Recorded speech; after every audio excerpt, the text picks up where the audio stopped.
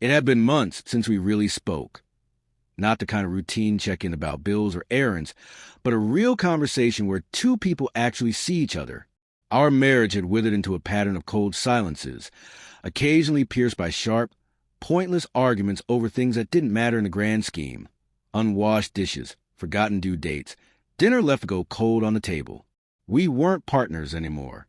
We were just two tired souls haunting the same space, brushing past each other like strangers in a house that no longer felt like home. We both carried wounds neither of us dared to tend to. It was easier to ignore than to confront, easier to exist than to feel.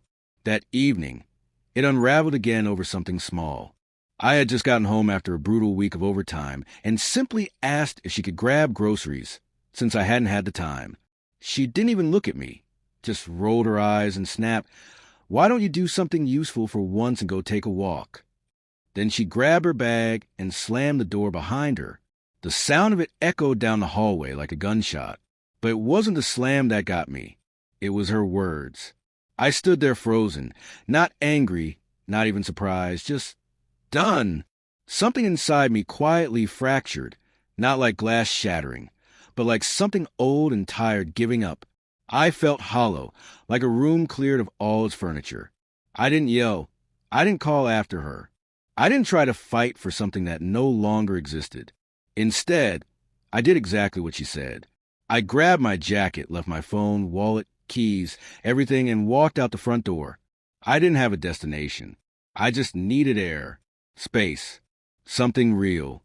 The evening wind hit my skin like I hadn't felt it in years.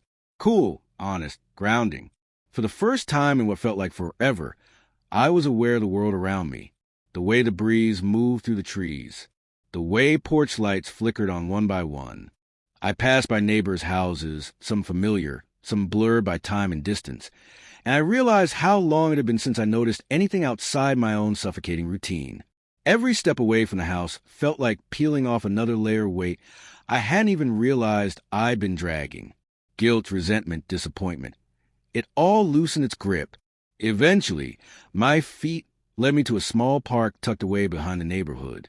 A quiet place with old benches and worn footpaths. The same place we used to go in the early days.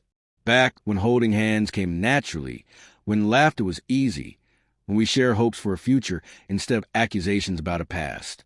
I sat on a bench where we once watched the stars together, back when we still believed in them. But now, the silence around me wasn't painful. It was peaceful. For the first time in years, I felt like myself, untethered, undistracted, and strangely whole.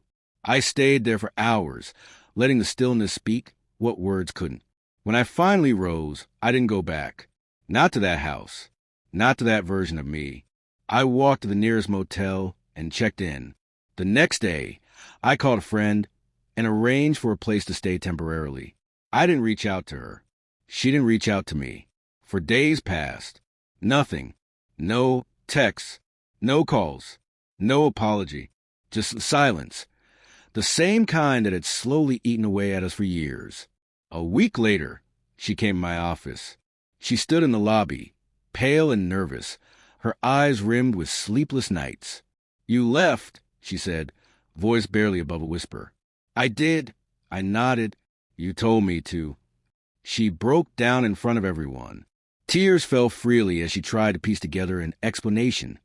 Said it was stress, miscommunication, pain she hadn't known how to talk about. But none of it mattered anymore.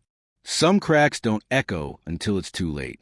Some things, once broken, don't get rebuilt. Not because there's no love left, but because too much time passed without enough care to save it. I didn't yell. I didn't blame her. I just listened, quietly. And when she was done, I walked away. A month later, I filed for divorce. She didn't contest it. We signed the papers with a kind of mutual resignation. No anger, no theatrics.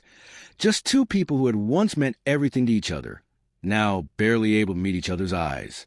The silence between us that day said more than words ever could. I moved to a new city not long after. A fresh start.